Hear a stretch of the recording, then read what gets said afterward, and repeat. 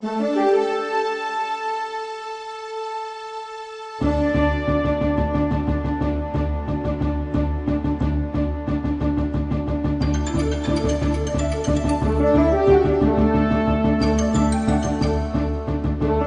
is fantastic to have such a large number of people interested in what's going on in the community, and it's very exciting. Freedom Forum is nonpartisan. The things that we bring up, the topics that we bring up, are things that affect everyone, no matter what party you're in, what color you are, how tall you are, how long your hair is. It affects everybody if you're human. So thank you for coming tonight. And Freedom Forum we cover a broad variety of topics, and so you probably won't agree with everything that you see or hear in here tonight, but I ask everyone to have an open mind and be respectful of people's views, even if they differ from your own, and maybe you'll even learn something tonight. We come from across the political spectrum, and I think the best image really of all is the blind men around the elephant grabbing different pieces of facts. One grabs the tail and thinks it's a rope and will fight to his death that that's what an elephant is. Somebody else will grab the ear or the leg and think it's a trunk. So I urge you to listen to each other's story, because that's the way you'll get the whole picture. But you're going to have to put it together right also. You can't put the tail between the elephant's eyes and figure you've got to figure it out. But stand back so you get the bigger view. We found a PG&E intercorrespondence going back to February, in which AMBAG, the California League of Cities, ICLEI, which is an extension of the United Nations, ICLEI is mentioned 13 times in PG&E about retrofitting the meters. This is part of Agenda 21. This isn't an isolated problem. It's a total control over your bits and pieces of freedom. I'll start the introduction to the people. They'll be giving panegyrics about their position on the smart meters, and then they'll come up on the stage here and you can ask all kinds of questions when that opens up. The first person I'd like to introduce is Joshua Hart, who has been the spearhead of the organization and has set up the websites and has organized many demonstrators, which made some 50 trucks flee from their organization's site in Live Oak area. And I think he's probably best to kind of capsulize the contacts he's done and the success he's had and the radio broadcasts and the huge outreach. So Josh, if you can come up here and introduce yourself. I was thinking about what to talk about this evening, you know, besides smart meters, obviously, and since this is the Freedom Forum, I thought I would start off by talking a little bit about my thoughts about freedom. When I was in England doing my master's degree in transportation planning, I came across a study by a couple of researchers in Lancaster in the UK, one named Juliet Jane and one named Joe Gwyver. And they were talking about freedom in the context of transportation. And they were talking about the difference between the freedom tos and the freedom froms. And these days we have a lot of freedom tos, but we're increasingly diminishing our freedom froms. And I'll give you an example. We have freedom to drive anywhere we want, at any time we want, to get anywhere we want, but we don't necessarily have freedom from breathing polluted air. We have freedom to fly anywhere on Earth within 24 hours, but we don't have freedom from the effects of an unstable climate. You know, we have freedom to take a little device and surf the web walking down the street, but increasingly we do not have freedom from the headaches, the nausea, and the dizziness that are increasingly experienced by people who are becoming electrically sensitive to electromagnetic fields. There's freedom for a corporation like PG&E to install a device on our house, but there's no freedom for us to opt out of that program, apparently. So how did it come to this? You know, how did PG&E, how are they allowed by the state to carry out what they admit is one of the largest technology rollouts in our history? You know, they're planning to roll out, they've installed 6 million meters throughout the state, maybe 6.5. They're planning to install another 3.5 million throughout the state if we let them. And these devices that are going to go onto our houses emit powerful bursts of microwave radiation that my colleague Carl Merritt will go into a little later. They transmit intimate details of our personal life and our energy use within our home. These devices interfere with our electronic equipment in our homes. You know, how were they able to launch this program without any public consultation whatsoever, without any vote of an elected body, and barely even any notification? I mean, we got our letter from PG&E about a week and a half before they were meant to install, very scant details about what the meters actually meant. And on top of all this, they're making us pay for it, a $2 billion cost of the overall program that's funded by PG&E ratepayers. That's you and me. And we're not allowed to opt out. We were never asked whether we wanted it, and now they won't let us opt out of the program. So, you know, I just want to give a quick overview for those who haven't necessarily been following this issue in really close detail, because there are important areas in which these smart meters are a threat to our freedom, our health, our lives. The first one is health, and I'm not going to go into the specific details. Carl will later. But when I first heard about smart meters and the health issue, I laughed it off. I'm really embarrassed to say that. You know, I was up at the Green Festival up in San Francisco, and there was a woman there with a little ironing board passing out flyers. And I sort of took it and rolled my eyes in a way that many of us have, and many of us still continue to do. Oh, like tinfoil hat people, those kind of crazy people. And that's just what we're told. I don't know where I got that idea in my head, but somewhere I got it. And I've been concerned about environmental health and corporate rule, and I still thought that. But after looking at the research, looking at the evidence, I now see that this is a huge, huge threat, and that the FCC limits are far too high and are exposing us to dangerous radiation. In the last few days, I've become even more convinced that this is a serious threat to our health. I was at the home of a Silicon Valley tech executive the other night to meet about the smart meter issue, and there was a for sale sign in front of his house.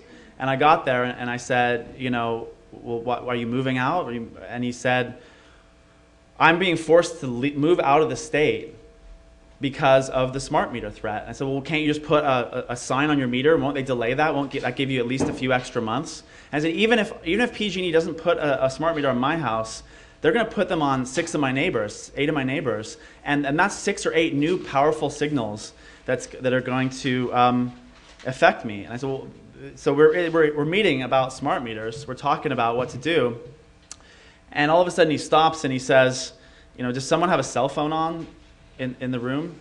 And people check their pockets and they're checking them, and someone comes out, oh, I'm sorry, I forgot to turn it off. And he said, it feels like there's sandpaper rubbing against my brain. And this is, you know, this is a Silicon Valley executive, a professional guy with a family. He's being forced to flee the state. There are other people I've been speaking with who've been forced to live in a tent out in the forest because of this program and of the increasing electrosmog within our communities. So we better take notice when this is happening to prominent people and to everyone. You know, this is serious, and it could happen to you or it could happen to me. Interference. You know, in the San Jose Mercury the other day, there was an article about people waking up in the middle of the night because their baby monitors were going. And this was those intense spikes of EMF radiation that are coming out of the smart meters. People's garage door openers have opened in the middle of the night. You know, there's cordless phones have been interference. And this really flies in the face of what PG&E is telling us. It's 1,000th the strength of a cell phone. It's really not. And why would the smart meter cause all these problems when other devices that are wireless aren't necessarily causing them? So that makes the health concern even more of a concern. Another major financial concern is that of accuracy. Now, the Public Utilities Commission the other day released a report produced by the Structure Group, which is a consulting firm based out of Houston, Texas. PG&E is one of the Structure Group's biggest clients. Now, I call that a pretty big conflict of interest. Why would the Structure Group come out with any other conclusion besides that these meters are accurate and upset their biggest client? I don't think they would. And an increasing concern about that report was that these meters were not tested in the context in which they will operate. They're planned to operate as part of a mesh network. Your meter on your house can transmit usage data from up to 1,000 other homes, and you might not even know it. So the inaccuracies that have been reported, people getting bills that are 300, 400, 500% of what they normally get once the smart meter goes in, looks like it's a result of that mesh network, of this wireless communication grid that is somehow going awry. And that's been reported again and again and again. And so this report that says, oh, the meters are accurate, I don't really buy it. A lot of people don't buy it either. Another concern that people have, and this is not a small concern, is that in this economic climate, we're losing 1,000 well-paying meter reader positions throughout the state of California. Now, PG&E claims that 80% of those positions are being retrained and replaced within PG&E. But the truth is that a couple years back, in anticipation of the smart meter program, they took these permanent positions and made them into temp positions, which is what these corporations love to do, so that they wouldn't qualify as layoffs. So we're still losing jobs. It's still a desperate economic climate. PG&E is trying to cut their bottom line by rolling out this program. Privacy, loss of privacy is an issue that has been discussed, and perhaps not as much as it should have been. The Electronic Frontiers Foundation, which tracks privacy in an electronic age when we're increasingly relying on the web, is extremely concerned about the smart meter program. Not only PG&E, but potentially Google, corporations like Google, the government will have access to data about when you wake up in the morning, when you go to sleep, when you go on vacation, what kinds of appliances you used. And I don't know if any of you use Google Mail. I just started using it. And it's a little bit scary because you'll be writing an email about smart meters, which I've been doing a little bit lately. And there'll be an ad by PG&E talking about how the smart grid and smart meters will improve your life. So it's a little bit disconcerting, and these are the types of targeted ads that are so valuable to Google, and you'll be targeted based on the kind of dishwasher you use, or the washing machine, or the microwave, and companies will want to market new products to you based on what you already own. This is very real, and this is already happening. Now, carbon emissions, climate change is a big reason. PG&E rolled it. I say, oh, well, these smart meters will allow you to track your energy and reduce our carbon emissions. I'm not saying it's not a good idea for us to be able to track how much energy we use. We are woefully ignorant of the energy and switched off, no pun intended, to the energy that we use. But these smart meters, according to Michael Newert, who's an electrical engineer, and many other people who've looked at this, they will potentially increase carbon emissions. Not only the energy that the meter uses itself, which will be billed to you, of course, but the whole home area network that the smart meter is built to work with requires that you buy all these new appliances to wirelessly communicate to this meter, so that the meter will be communicating back and forth to these new appliances. Now, all these appliances have got to be built in some factory in China. That factory is using coal-fired electricity that's spewing out carbon emissions. So unless you look at the whole life cycle of the system that they're planning to implement, you might think that it actually does reduce carbon emissions, but with the wireless, it uses more. So the smart meter debacle is really, I like to think of it a bit like a case study of what's gone wrong with our system today. Where corporations, Ellie Marks, whose husband is actually dying of a brain tumor because of his cell phone use, and who was instrumental in going to San Francisco and getting the Right to Know Act, requiring that cell phone retailers list the radiation levels on their cell phones. She actually said this the other day at the Public Utilities Commission. She said that corporations are regulating government rather than the other way around. And that's a really, really good way of putting it. That's definitely what's happening. Profit is coming before our health and our safety. False solutions like the smart meter, like carbon offsets, like I would say electric cars, false solutions to the climate emergency are distracting us from the solutions that we really need desperately, even as our carbon emissions soar. A system where electrical smog from the Wi-Fi and the cell phones and now the smart meters is growing unabated, and people are increasingly being forced from their very homes because of this, because they're getting electrically sensitive. Now, amidst all this rather drab news, there's some good news, and that is that local governments are starting to wake up. As of today, As of yesterday, the County of Santa Cruz has banned smart meters within unincorporated areas of the county for 3 months. And thank you to all of you who worked really hard to make that happen. Scotts Valley is considering it this evening. I was there earlier, rode my bike down Glen Canyon at a furious pace to make it here tonight. But thank you. Cleared my head. Santa Cruz County and hopefully tonight Scotts Valley City are joining an increasing number of local governments throughout the state who are demanding a halt to the program. So far, we have 18 cities and 3 counties that have demanded the Public Utilities Commission and PG&E halt their program. Of course, PG&E and the PUC are ignoring us. So it's starting to dawn on more of the population, on more of us, that neither the government nor the corporations are really looking out for our safety. And out of this realization, new alliances are being formed across the lines that have traditionally divided us. If there ever was an issue to unite us all, the smart meter battle is really it. I see faces that I've seen out on 38th and Portola with us, blockading the Wellington Yard. Libertarians, liberals, conservatives, Democrats, Green Party members, and everyone opposes the smart meter and realizes it's a false solution. Libertarians, they oppose the loss of privacy and the loss of control over what you do in your own home. Liberals oppose the environmental and health consequences and the loss of jobs. Conservatives oppose the fiscal irresponsibility of this whole program. We need that unity more than ever these days. In the months and the years to come, we're going to need that even more as we carry out this transition that we need from a very, very carbon-addicted economy to something that is more sustainable.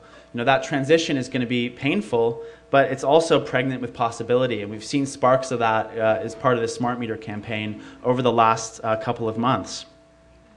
So I just want to talk a little bit about climate change, because that's ostensibly why this program, this Smart Meter program, has come into being. I was on KSCO the other day. I don't know if any of you heard it, but with the former weatherman from KPIX, Brian Sussman, who's written this book called, what was his book called? The Climate, what's it called?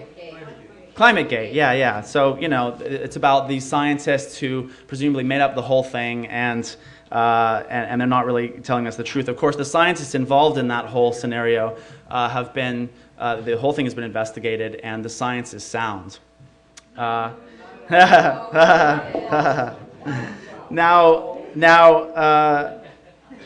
Climate change, I wish it weren't true. I really wish that climate change wasn't happening. I would love nothing more than to believe that. Climate change is not, we're not all in this together. That's another one of these myths. That's another one of these false ideas. Climate change is underneath it all a class issue. We are having these problems because of largely because of the lifestyles of the rich and famous. You ever watch that show? And the poor and the middle class are going to suffer the most. Globally, we're already starting to see that. In Pakistan, the floods that have impacted millions of people, they are suffering right now because of carbon emissions.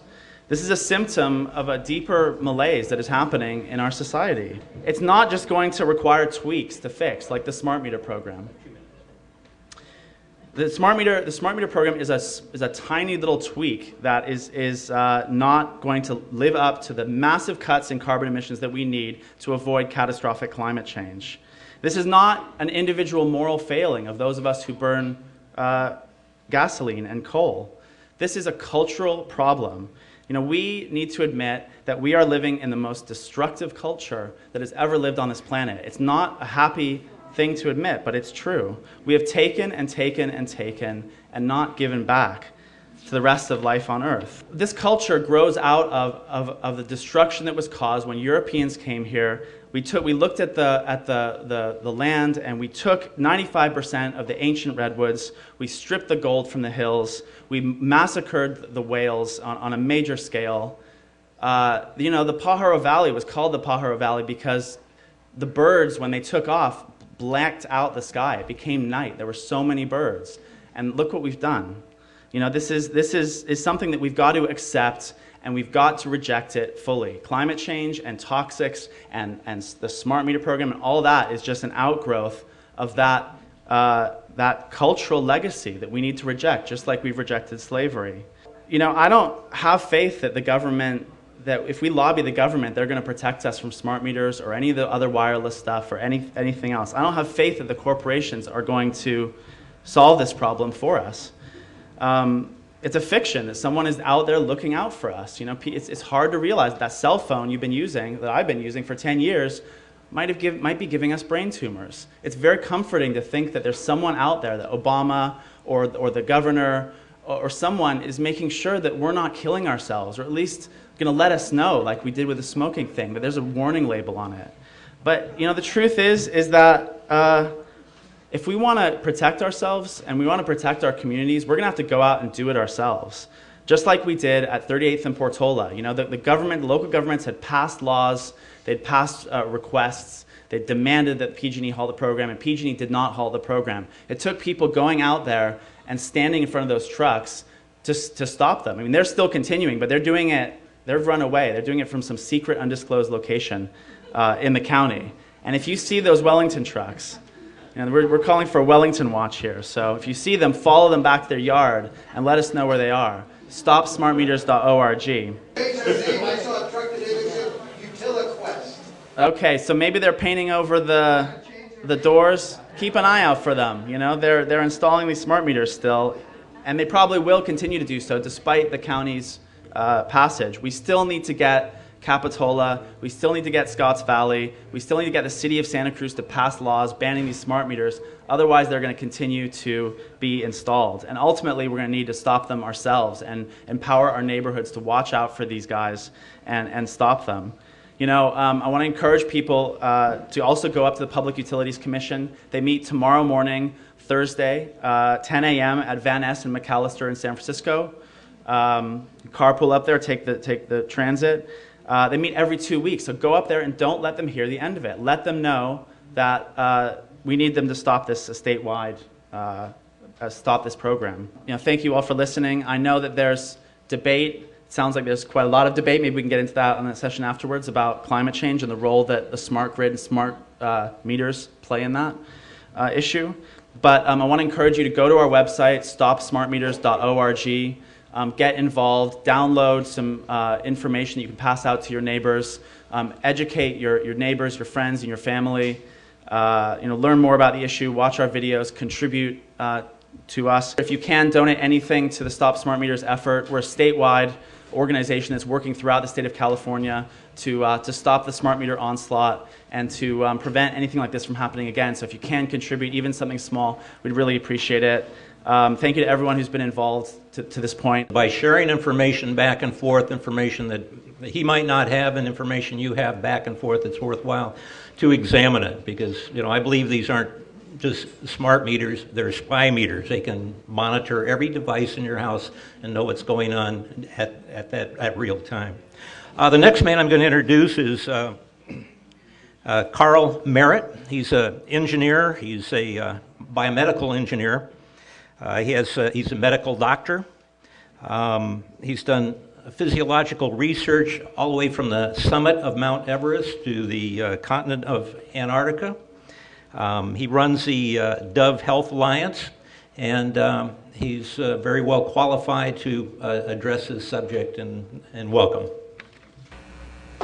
Well, this is a very important topic, and it doesn't just cover smart meters, because we cannot talk about smart meters without talking about electromagnetic radiation as a whole. But just take a deep breath for a minute and tune into something that is probably either coming to your house or perhaps already on the wall, somewhere where your power comes in, and how we need to be knowledgeable about this.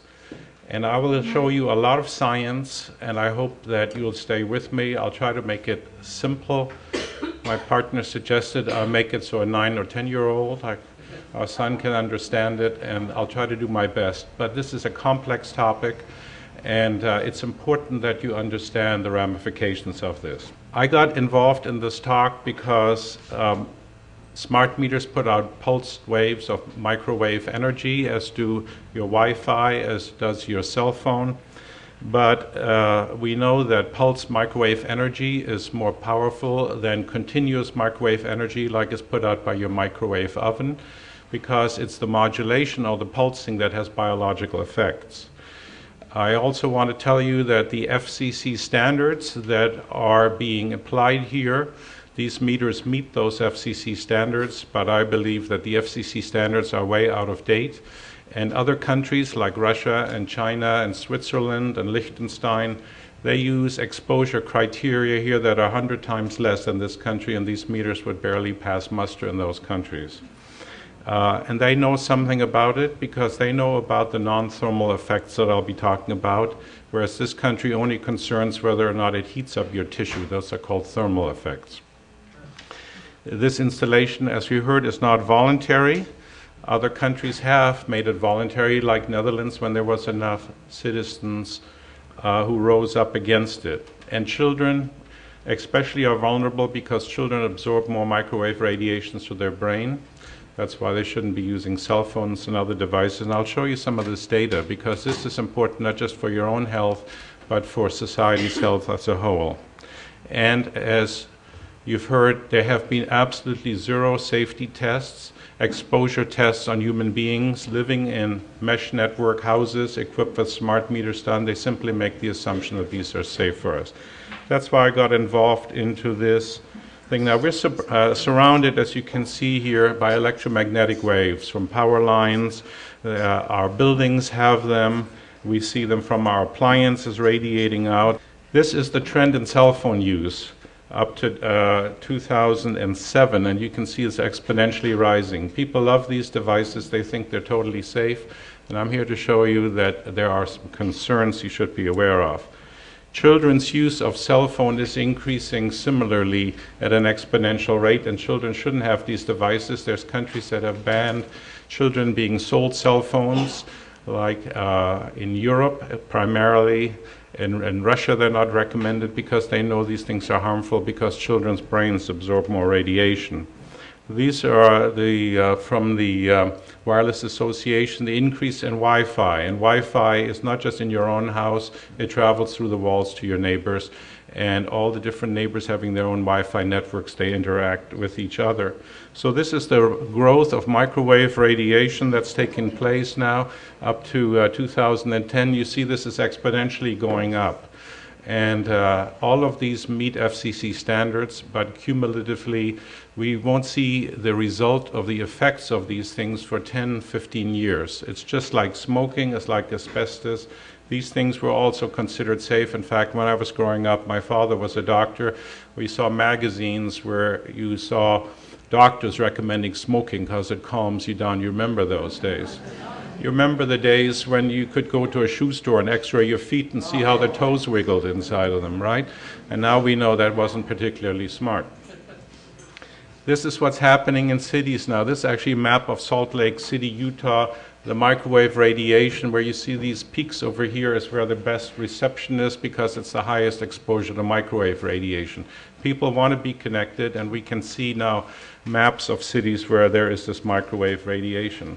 This is an idyllic valley in Switzerland that you used to be able to visit. Now it's filled with Wi-Fi. Some people call it the Valley of Death because now you're exposed to this 24/7. Here's some recent news that you may not have heard about. The Paris library system. 40% of the staff got sickened from microwave. They removed all the Wi-Fi from the Paris library. Similarly, in the National Library of France, removed Wi-Fi on health grounds, citing the precautionary principle. This is what we ought to be using here. When we're not sure that it's so safe, we should wait till we have all the information and before we subject the population to an experiment of microwave radiation. The Teachers Union in the United Kingdom, 38,000 T-shirts want no Wi-Fi in schools. Lakehead University in Canada has gotten rid of their Wi-Fi. They use now a wired fiber optic system. Same thing is happening, as you can see from this headline in the Sunday Times in Great Britain. Schools are starting to dismantle these Wi-Fi networks. So how much background radiation are we exposed to? Sitting here in this room, everywhere you go nowadays. In 1980, when we didn't have these technologies, the background radiation was 0.005 microwatts, that's millionth of a watt per centimeter squared. That's an exposure power level. Today, it's 0.4 to 100 microwatts, and that's an increase between 1,000 and 20,000 times. In the last 30 years, we're living in roughly 1,000 to 20,000 more all-encompassing Wi-Fi in all parts of the spectrum, but especially where cell phones operate, which is about 1.7 gigahertz to 1.8 gigahertz.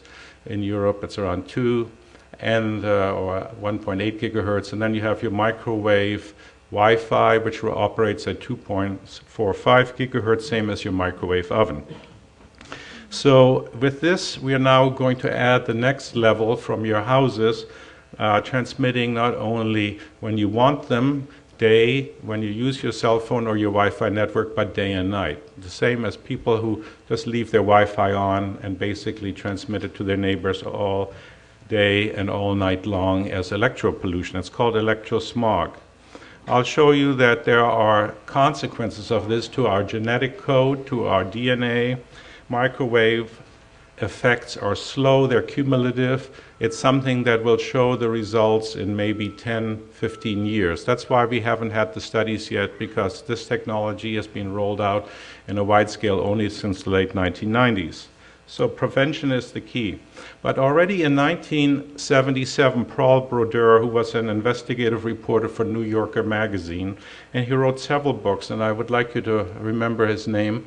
He wrote a book in 1977 called The Zapping of America, and that was long before we introduced the modern technology of Wi-Fi. This was microwaves that were being used after the Second World War, and those towers, those discs, to transmit television signal across countries so we could have simulcast from NBC and CBS. Okay, and he described the military's interest because military uses microwave for communication and for radar, that's even higher frequencies. And already in 60s and 70s, the dangers were known. In fact, this made big headlines in the 60s when they found that the Russian people were, or the government there, were irradiating the Moscow American Embassy, the American Embassy in the city of Moscow, and people started getting sick. And so they had a covert program to study all of this, and that's when they found out the effects of microwaves. So there were many radar systems that wanted to be installed, and he talks all about that. I've read many, many books on this subject. These are 8 I would recommend to you, and I want to mention some names. Robert Becker here wrote The Body Electric. He studied this for the military and for the governments. He also alerted people in New York State about electrical power transmission line problems, increased leukemia for children, and so forth. Other books here are more popular, by Ellen Sugarman, called Warning, Electromagnetic Fields May Be Dangerous to Your Health. The British book, The Power Watch Handbook, just arrived this year by Samuel Millam. The book called Dirty Electricity is an epidemiologist who studied this, and I'll talk more about that as the talk goes on. And here's Paul Brodeur's book, Currents of Death. The Cell Tower Symposium that was held under the auspices in the East by Blake Levitt, who also wrote the book Electromagnetic Fields. So there you can educate yourself on the dangers, both low frequencies, living near power lines, and on higher frequencies. But today we're going to talk more about microwaves. Something happened to our freedom in 1998, and I think you need 1996, and that was called the passage of the Telecommunications Act. And I want you to understand that this country has not done any more research on microwave emissions and microwave effects on health since the mid-90s, very conveniently just before the Telecommunications Act was passed. And that act, I want to just read you section 704 from that act. It says, no state or local government or instrumentality thereof may regulate the placement, construction, or modification of personal wireless service facilities on the basis of environmental effects. That also means health effects of radio frequency emissions to the extent that such facilities comply with the Commission's regulations concerning such facilities. In other words, if you want to have a cell tower put up in Santa Cruz or any other city, You cannot stop it. The federal government forbids it, and that's why they've been rolled out. You know, the only way it's been able to be stopped to have cell towers installed is people have pressured the people who get money from having that cell tower on their facility, being pressured to basically not have a contract anymore. Or if they had aesthetic grounds, and President Clinton passed I think it was an executive order to say, please don't put these on schools and hospitals. It's not good for our health. It's been extremely hard to stop cell towers from being put up as long as they said we need more coverage. So let's talk about smart meters. That's what we're here for. So here is an example of the old-fashioned meter. It uses a kind of inductive system, didn't use any power, and here's a smart meter. This smart meter communicates back and forth through just over 900 megahertz radiation. It also has an internal facility to communicate in a home area network at around 2.45 gigahertz, like your Wi-Fi, so all your appliances can talk to it. All these from different houses pass through your smart meter, as we've heard. So not just are you sending your information, you're sending all your neighbors' information through your meter all the time, 24/7. And here is an access point on top of a utility pole that sends out twice as much radiation that collects the data and relays it to PG&E. Also on your gas meter, you have the old-fashioned gas meter. Here is the smart gas meter, which is one-way communication to this meter so it can talk to it and communicate about your gas usage. Again, the health effects of these have not been studied. What do you think is the cumulative effect if you're living in an apartment building like this and they're all transmitting simultaneously and you happen to have your bedroom on the other side of that?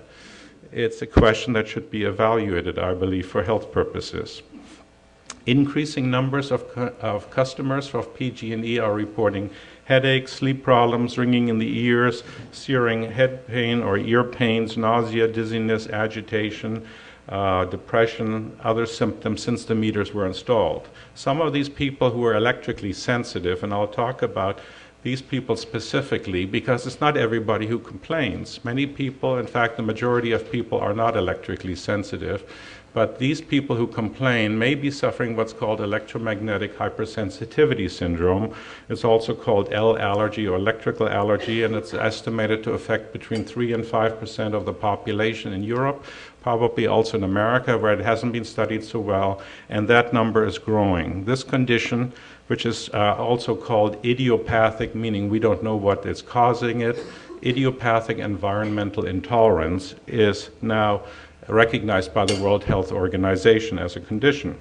So if you just think of people walking down the street, 1 in 3 or 1 in 5 may be actually affected by this. In Germany, where I'm from originally, and I don't have a political stake in this directly. I can't vote in this country. I'm a Canadian citizen here at the good graces of the American government as a permanent resident. So in that way, I'm neutral. I can't influence legislatures. I don't choose to, but I choose to educate people on the scientific knowledge about these things. This is what Liebrich from Klitzing, Medical University of Lübeck, Germany, has found. He says some people become ill at power density levels of 10 nanowatts per square centimeter. 10 nanowatts is 10 billionth of a watt, very, very low level. And small children can be sensitive to some emitters at levels of 1 nanowatt. That's 1 billionth of a watt. And a watt is not very powerful. Your night light puts out about 4 watts, okay? Your body emits about 60 watts of energy. That's why the room gets hot here. So these are very, very small amounts, yet people are sensitive to them. And our standard at the frequencies we're talking about is 100,000 times higher. It's basically 1,000 microwatts. That's 1,000 millionth of a watt, or 1,000th of a watt, 1 milliwatt per square centimeter. So that's our exposure standards. Some people who are electrically sensitive actually have to sleep in mosquito netting type things that reflects radio frequency radiation. For the extreme hypersensitive people, we can make these things available for you. They're made in Switzerland. and it cost around $1,000. In some places, children are so sensitive. This is a child actually from Oslo, Norway, and there's a lot of that in the northern European countries, in Scandinavia particularly, and that's where Ericsson, who helped design cell phones, and Nokia in Finland are located. It seems like those people seem to be, for some reason, more sensitive population-wise. Anyway, this child goes around with electromagnetic shielding that reflects the RF radiation, kind of like a reflector. So this is the largest rollout by PG&E, and many people put these on there because they don't want them installed. They're basically being ignored.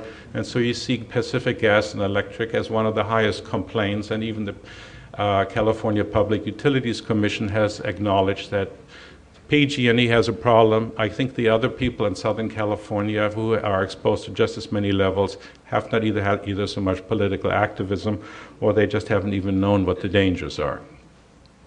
Here, was from 2 days ago in the San Jose Mercury News. There's somebody building a new bedroom and a new facility in their house, and they need something called an arc fault circuit interrupter. It's basically like a ground fault interrupter to prevent fires from being started.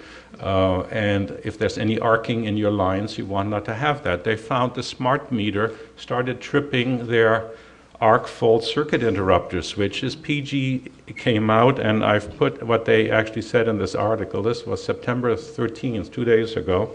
And it says, one went to the truck and came back with a conventional meter and mechanically driven version and swapped it for the SmartMeter when they were installed some days before. So, you know, if your arc fault circuit interrupter goes off, yes, you can get your old meter back. Now, I think it would be wise not to install them until we've done more tests. They didn't have these kind of problems with the other technologies. What happens to the gas meter? Well, what happens to the gas meter, we don't even want to consider, but if the gas line is leaking, you know, usually the power is way too low to set it off, and I would agree with them if they said that. But until they've done more tests, you know, nobody's going to test a leaking gas line and see if it's set off by radio frequency interference. But arc fault interrupter circuits going off in somebody's house because the smart meter is tripping it, or there is some arcing taking place, God knows what could happen. In any case, in Texas, there are reports of smart meter installations having some effects on houses, setting them ablaze. And it said over here, it said, it took some prodding. Eventually, one of the PG&E crew told me they have been observing arc fault circuit interrupters are sensitive to the meter's radio transmissions. Now, this was in the newspaper, okay? So, some cities like Watsonville, where we talked to the city councilman in Capitola, and we'll hear from the Capitola councilman in a minute, the vice mayor, very important, said, okay, let's have a moratorium until we study the matter more, not just the accuracy, but also some of the health effects. And I'm here to talk to you about the health effects. So, here's some other news you may not have heard. On April 7th last year in 2009, the Dutch government had to back down after consumer groups raised privacy concerns. Instead of mandatory rollout, smart meters will be voluntary. Unfortunately, PG&E does not give us that option. The world's largest smart meter deployment was undertaken by Enel Spa, the dominant utility in Italy, and they've installed 27 million customers' smart meters between 2000 and 2005. However, they employed a California company called Echelon's power line communication. They don't send their information through microwave radiation. They send it right over the power lines. We could have had that option. It wasn't offered to us. It might have cost more money, right? So Duke Energy recently announced it was using Echelon's power line transmission system. So Duke Energy isn't, the Duke Energy people aren't being subjected to microwaves. So who are the players here? Well, the meter manufacturers, the Swiss company Landis+Gyr, and it's ironic, Switzerland's exposure limits are 100 times less than our limit, and yet they're sending us meters to install for our microwave emission to us. Isn't that interesting? Itron in Washington State, General Electric, these make it. The software maker is Silver Springs Network in Palo Alto, and others like Cisco is getting into it. Of course, the three California utilities, San Diego Gas and Electric, Southern California Edison, and PG&E, and the regulators, which basically The California Public Utilities Commission has not considered the health aspects to be viable. They basically hide under the thing. FCC says it's safe, so there should be fine. Nobody has done the measurements, and perhaps we have some hope with state law, with the California Environmental Quality Act and other laws being invoked to say this is not healthy. But we have to look at the deeper aspect here. Also, the local public health officials really aren't aware of this. So what are these? These are non-ionizing radiation, which means it's not like X-rays and gamma rays that are very dangerous. They are low-level microwaves, but they have a cumulative effect on living beings. They're pulsed, so they go day and night, unlike your cell phone that you turn off or don't go to bed with, unless you're a kid texting and needing to have it under your pillow, which I wouldn't recommend. But kids are doing that now because they want to be in touch with texting. And then they sleep on top of the microwave radiation, not very good. We only know what the exact levels are when you measure them. And to measure them, you have to understand where we operate here. They operate here just below 1 gigahertz in the microwave spectrum, not far from your cell phone. And up to above light, here's visible light, is ultraviolet. Then we have over here X-rays and gamma rays and so on. So these are the really bad ones. And I'll talk a little bit about them because soon we're also going to get the airport to have these new body scanners. Those are terahertz devices, and I'll show you the effects they're having on our DNA. And you ought to be really paying attention because you'll probably be flying and be scanned pretty soon. So this is all part of this whole dialogue. So smart meters operate, according to the TEL report from PG&E has commissioned, between 902 and 928 million cycles a second, or megahertz. This is also known as 0.9 gigahertz. So again, here is your microwave towers. They go a little faster. Here's where the smart meters are. Here is infrared light, which is like your heater and your toaster, and then there's light, and then we go into ultraviolet and so on. But it isn't just the high-frequency microwaves, it's how they're pulsed, because here's where your brain and your body operates, very low frequency, close to power line frequency, 60 cycle and below. And when you pulse these things on and off, they have a big effect on your brain and on your body. And that's what you, first of all, want to know. Pulse magnetic radiation acts differently than continuous radiation, like the 60 cycle. Here's a little meter I've built. This has a solar cell on the back. You have these in big quantities on top of your houses. They pick up solar radiation, which is many parts of the electromagnetic spectrum, including light and heat, and they translate that into voltages that you can use to power your own home. So here we're picking up the 60 cycle from there. You hear that, right? It's pretty loud. So now if we just use this for a minute, and here is a remote control from my TV, and if we send some information, now these are not microwaves, I'm using this to demonstrate something. These are infrared waves, these are heat waves. But it's pulsed digitally with an infrared diode, so you can pick it up. But think of this as being a little bit lower in frequency, because remember, this is infrared radiation that operates right here, like your toaster, and we're modulating that with pulses. That's why we can turn our remote TV on. But notice now what happens. I'm going to set this down here for a minute. I brought two remote controls just to get you the idea, and the background hum, of course, is the 60 cycle from these fluorescent lights, which aren't particularly good for us either. Better for the incandescent lights, but the incandescent lights are going to be phased out by 2014, so everybody will get a mercury-filled fluorescent light, so it saves us energy, but if you break it, it's called, an EPA hazardous substance, and you should bring in, a chemical cleanup crew, and I'm seeing more and more people with heavy metal toxicity from mercury fillings and fish being contaminated with mercury.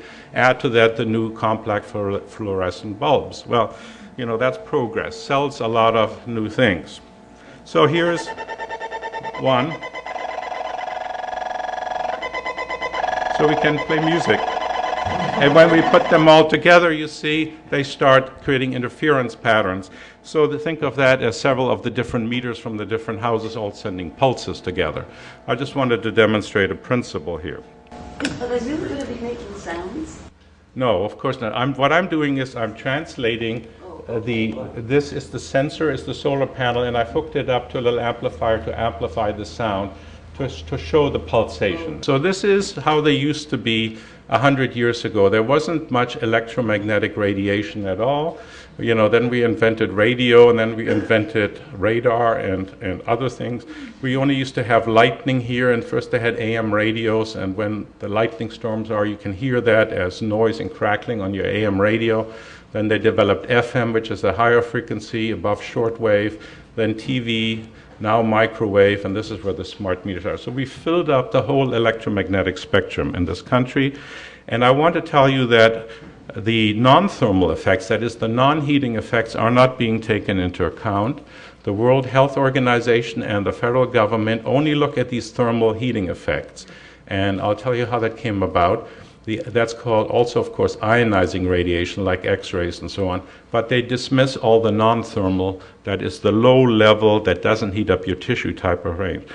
Back in the 1930s, I remember my father had a diathermy machine, and I was, as a kid, irradiated with these microwaves. They heated up my tissue. When you had some arthritis or whatever, you were irradiated with high-level microwaves. Nowadays, you don't see them in your doctor's office anymore.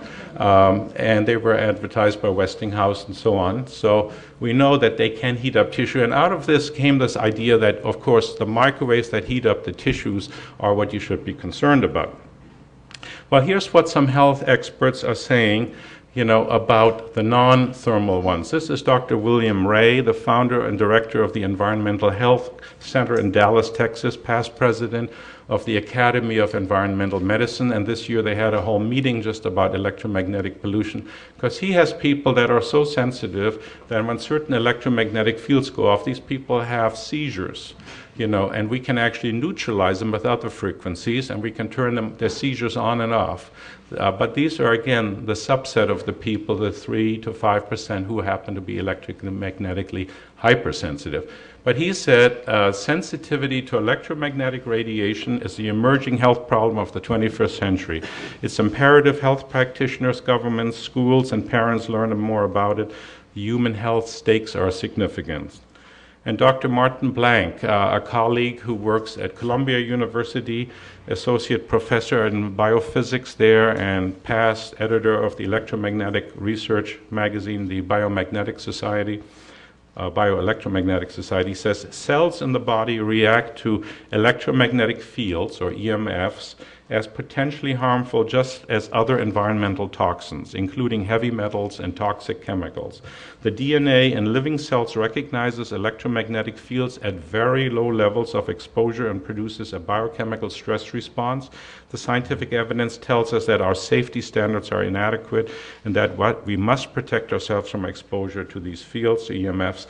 The science is very strong, and we should stop and sit up and pay attention. And David Carpenter, just one more quote here from the State University of New York, professor of environmental health sciences, said studies of people have shown that both extremely low frequency and radio frequency exposure result in an increased risk of cancer, and that this occurs at intensities that are too low to cause tissue heating. Unfortunately, all of our exposure standards are based on the false assumption that there is no hazardous effect at intensities that do not cause tissue heating. Based on the existing science, many public health experts believe it is possible we will face an epidemic of cancers in the future resulting from uncontrolled use of cell phones and increased population exposure to Wi-Fi and other wireless devices. Speak smart meters, it adds to it. Dr. Neil Cherry, who studied the Sutro Tower in San Francisco, you know, that big array that's in South San Francisco up on the hill that has all those towers on that, they had exposure dependent showing the cancer incidence. The further you lift from the tower, the safer you were. But he said the actual exposure levels at which these genetic changes or genetic effects are shown is about 0.05 to 1.2 microwatt per centimeter squared. These are not safe levels, they're just experimental levels that show that extremely low experimental levels, genotoxic, meaning poisoning of the genes in our DNA, responses occur cell by cell. There is no safe threshold.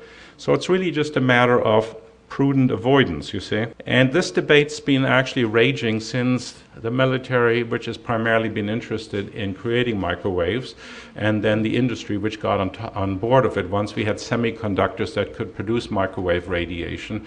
This has been going on, and the standards, as well outlined by Nicholas Stenek in his book, The Microwave Debate, said, what community has the greatest interest in expanding the use of radio frequency technology? The military and the industry. And so this was not a standard made for human beings for health.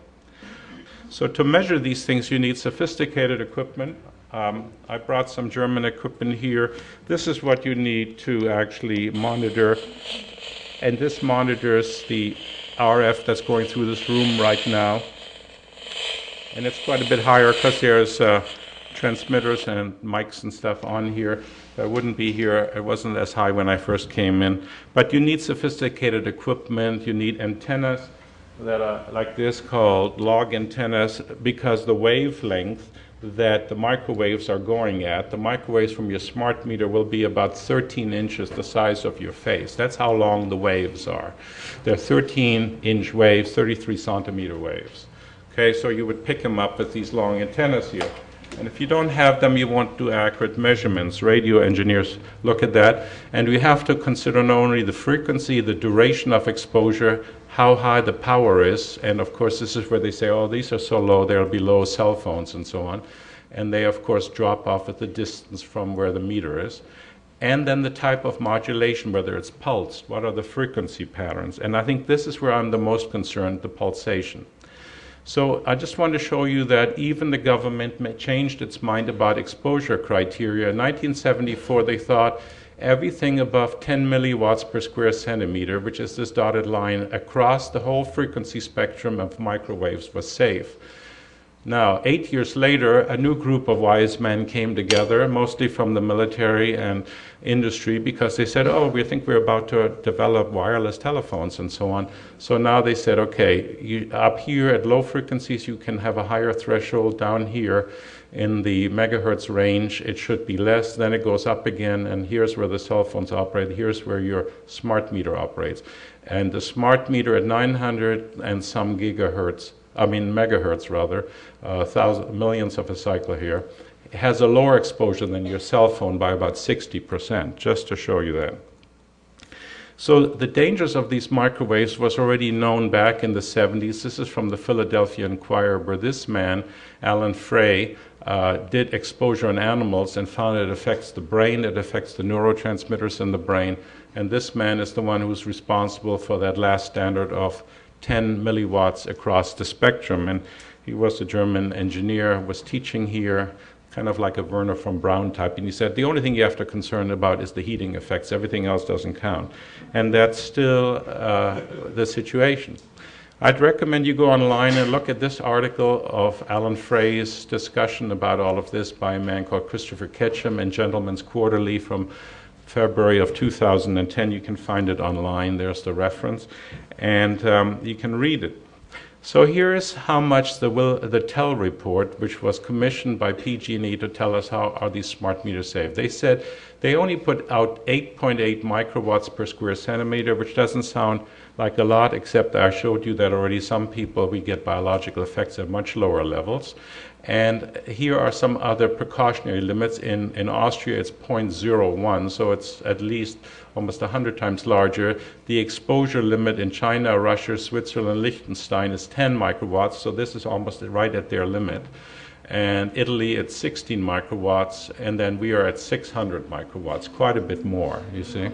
So that's why they say it's safe. There's just no argument. The FCC and the people who advise the FCC said it's safe. Well, you know, again, remember that, you know, we are operating down here, and this is where Russia and China operate as safety, okay? So close to this is where these meters operate, which says it's quite a bit below our national safety codes, but are there effects? And that's what I want to show you. So here is actually from measurements. We've measured these, and this is a little hard to see, but I'll just tell you, this is where the non-thermal effects are. Here's the maximum exposure criteria in Russia. If we go close to the meter, it exceeds that. And if we are some distance away, through a 3-foot wall. It's just below it, but right at that limit. And this is where we used to be when there was no radiation in the environment. Okay, we already see EEG changes at this level. We see sleeping problems at this level in people, and these smart meters operate up here. And this is a logarithmic scale. That means from here to here, we go up about 1 trillion times. You know, we go up in steps. Each step means 10 times more. And you can see this is where we used to operate in the past, the natural background radiation.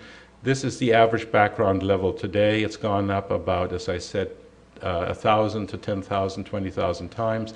This is where people recommend people should be sleeping to sleep well. And, you know, these meters will be at higher levels. And another thing you should be aware of, and this is strict out of the literature, that different parts of the body absorb different amounts of radiation. Like if you said what is next to going into your brain is a unit 1, then you notice that around your throat you'll absorb 10 times as much.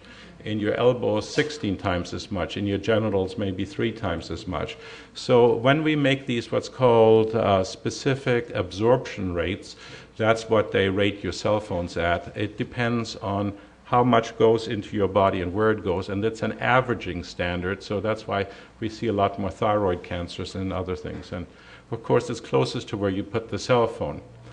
Another thing we need to differentiate is between biological and health effects. Just because they're biological effects doesn't mean that there are as yet health effects like cancers and so on. But we want to use the precautionary principle, and in this case, that isn't being invoked. And these non-thermal effects, these non-heating effects, are actually in the textbooks of biophysics now.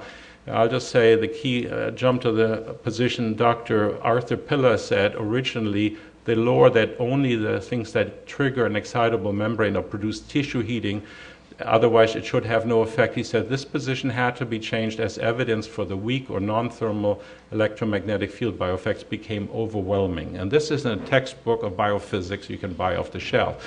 So to say that the non-thermal effects, which our standards don't take into account, aren't important, is, I think, ludicrous, because we have more and more data, but the governments don't want to look at this new data. These are all scientific studies explaining biological effects. I've listed a couple of names there. What's in our blood-brain barrier, that's the barrier that protects our brain responses, the calcium that moves through our brain and our bodies, the DNA repair, genotoxicity, endocrine disruption, melatonin, a brain chemical that helps you sleep, the thyroid gland, stress proteins, sleep, and so on.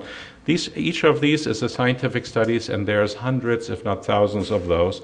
I have at least probably 600 of them. So this is directly a quote from Robert Cleveland, who works for the FCC, and the FCC does not have one person on health working on their staff. They say the FCC is not a health and safety agency. It does not develop actual safety limits, but rather implements the limits that have been recommended by expert agencies like the American National Standards Institute and the Institute of Electric and Electronic Engineers. Our job is to go out and assess the exposures as best as we can, be sure that the service providers and cell phone manufacturers are complying with the limits. So they don't really tell you what's safe or not safe, they just say what you should be doing based on the standards set by others. And what is PG&E telling us about exposure level? They said, well, you'll only be exposed at maximum 45 seconds a day. You've heard that in the news, right? It says it depends on, of course, the number of houses that are connected in your mesh network. And we've seen closer in measurements to 400 seconds a day, which is still only a few minutes. But remember, it's pulsed and it's going day and night. So I did some calculations here. The TEL report says it's only on 2% of the time. And that would really then be not just a small amount, but a strobe-like flash that goes off. And this strobe-like flash or railgun-like thing happens, you know, day and night, and it puts out about 1 watt at a time, which is not that far different than your cell phone. But these are high burst energy transmissions. So Edison smart meters carry about a peak level of about just about 1/4 watt. That's what at 8 inches away from the meter. And so cell phones emit something similar or something sometimes less. But if you think of these pulses as being about a watt at a time going out for 50 milliseconds, that's 50 thousandths of a second or 20th of a second, you know, it has a huge biological effect, but if you average it over the day, they say it's only about 9 microwatts. Of course, if there were more pulses during the day, this mean power would go up, but they say, well, we can go up to 600 microwatts per square centimeter a day. And so we did some measurements of smart meters in operation, and this is here over about a 3-minute period, so you can see how often they come out, these bursts, and they last a little bit longer. We can use spectrum analyzers to show where they are operating. This one actually operates there at 920 or I think it's around 929 megahertz. And here's another one measured through the wall. And remember, this is 50% higher than what's recommended as a safe sleeping level. Okay, 50% higher. These are 333 pulses per hour, or about 8,000 pulses a day. That would be 400 seconds. And this is at a lower power level than the last one. You can't read the fine print here. But this is through a 3-foot wall. They'll go right through it. And they may be bouncing around all over the place with your neighbor's power and your Wi-Fi interacting, creating that interference pattern. I wanted to just play to you what some of these things that are going through your house sound like. They all run at these frequencies. So here is your local Wi-Fi. This is what that sounds like.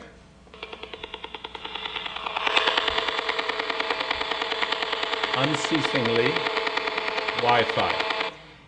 Now, if you have a cordless telephone called a DEC telephone, and the DEC telephone stands for Digital Enhanced Communications Technology. Those are those new 5.4 or 2.8 or whatever gigahertz phones that travel nicely and you can go outside and talk to everybody. But these things, like your baby monitors, often transmit day and night, and this is what they sound like.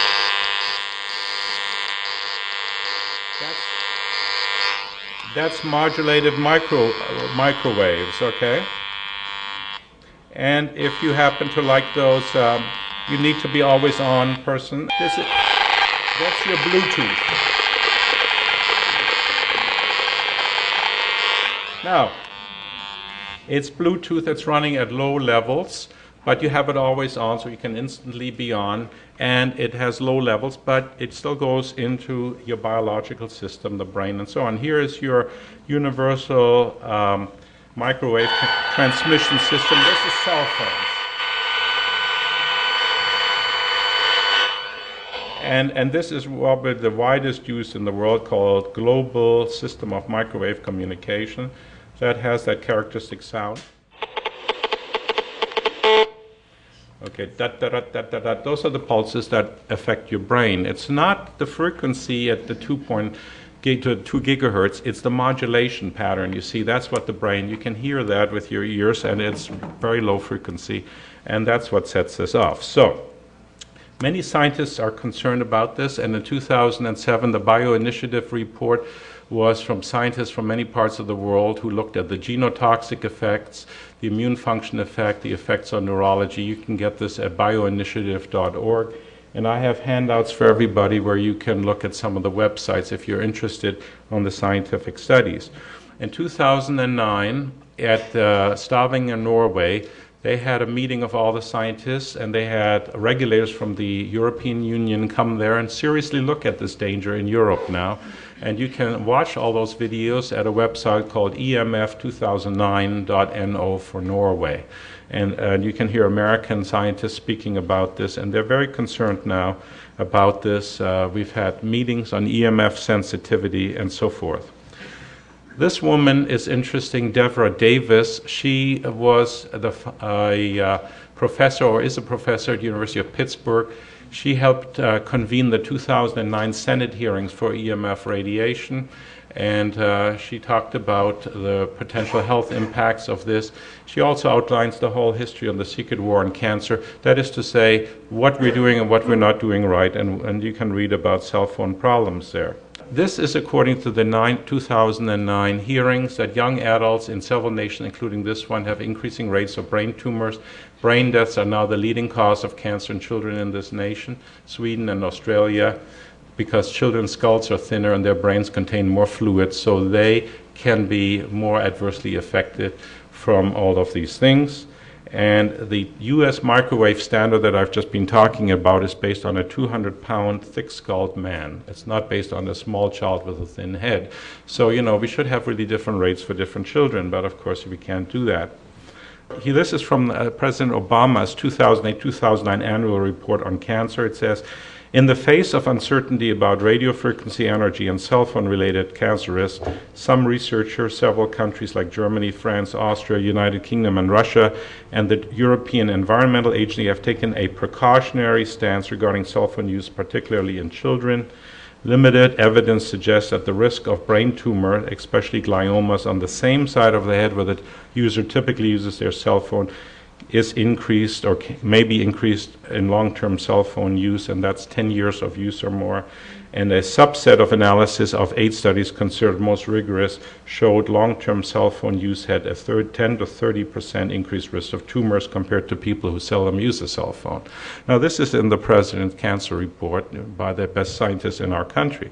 So Dr. Davis is also coming out with this book, actually in a week. It's called Disconnect, where you can read about the cell phone dangers.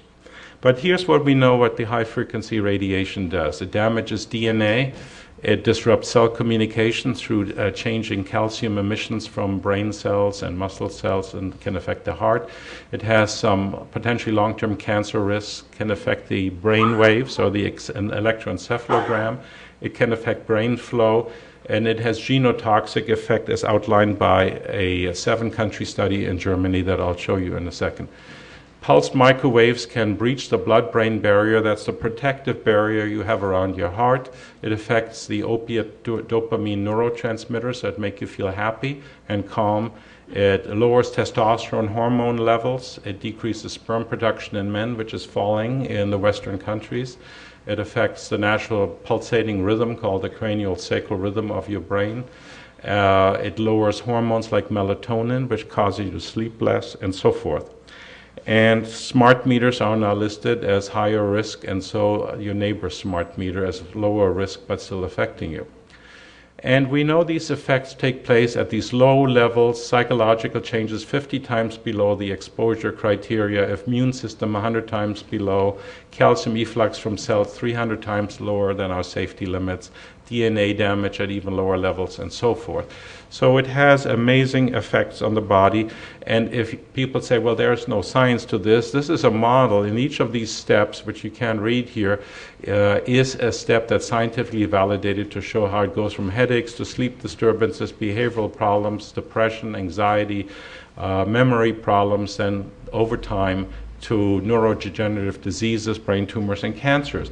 Now, it's too short yet, but to allow meters to be placed on your house, even at low levels, continuously pulsating, I think should not be done unless there's some health studies. We know it affects many things, the immune system, DNA strand breakage. Here's the work of Professor Leonard Hardell, most worldwide respected cancer researcher. After 10 years of study, all over the world, they've come up with that the odds ratio, that is the potential that you have a brain tumor developing, is 2.7 times, and the range is between 1.3 times to 6 times higher. Using a cordless phone, as I just played you that signal, the odds ratio is 2 times on average. And children who use these phones before the age of 20 had a 5.5 times increased incidence. So the sooner the kids start, the greater, because their brains are so much more sensitive, will be affected by that. This is Dr. Adelkofer from the Verum Foundation in Germany. He headed the risk evaluation of potential environmental hazards from low energy electromagnetic field exposure using only in vitro, which means test tube and cell model culture tests to see what is it doing to things that we can control very well. And they used, this was a $4 million study. running from 2000 to 2004, 52 months, 12 research groups in 7 countries in Europe. And their findings are that RF exposure produced genotoxic effect in cell cultures, significant increase in DNA breaks and micronuclei frequency, which is precursor to cancer, chromosomal aberration in certain cells called fibroblasts, and changes in stress responses in cells with special proteins. So he said these DNA strand breaks, which we know that when DNA breaks through ionizing radiation, it can lead to cancer, happen at 1/40th of the guidelines. So translate this, divide 600 by 40, and you end up at about 50 microwatts per square centimeter, and these meters could have an effect potentially. So they suggest we should use the precautionary principle. Don't use them for a long time. They're awfully convenient. We can definitely communicate to the cell towers very well, but if you use them for hours on end, it's probably not a good idea.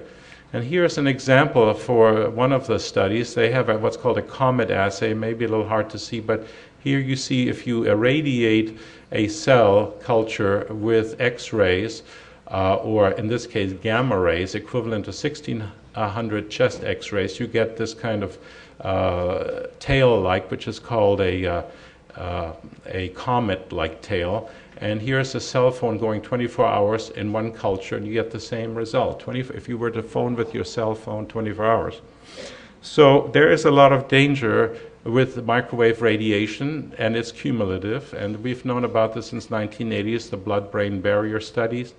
Now this one is a very interesting study. This is from another group in 2003 from Lund University in Sweden. They irradiated one time the rats' brains, and then they sacrificed it. And here you see what happened 50 days later. They never exposed it again, and you see all these little holes in the brain there, these little what's called small bleeds or petechiae.